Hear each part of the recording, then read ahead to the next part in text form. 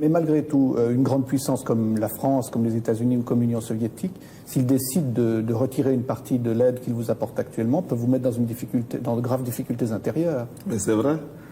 C'est la raison pour laquelle nous sommes obligés de lutter contre l'impérialisme et ses manifestations.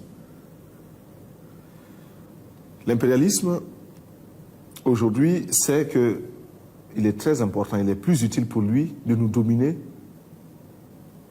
culturellement, beaucoup plus que militairement. La domination culturelle est la plus souple, la moins coûteuse, la plus efficace.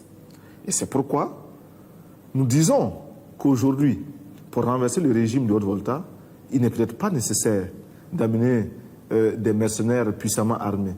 Il suffit simplement d'interdire l'importation du champagne ou du rouge à lèvres, je ne sais pas, ou des vernis à ongles.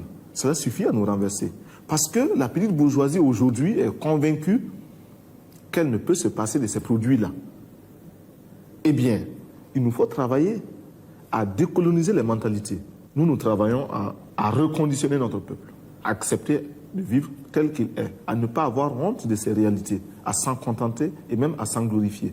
C'est bien si les autres vivent comme cela, mais c'est normal que nous vivions autrement. Nous l'avons choisi. Et nous n'avons pas hésité à dire à d'autres pays, par exemple l'Union soviétique, que nous refusions une aide de l'Union soviétique qui n'était pas, de notre point de vue, à la hauteur de notre attente.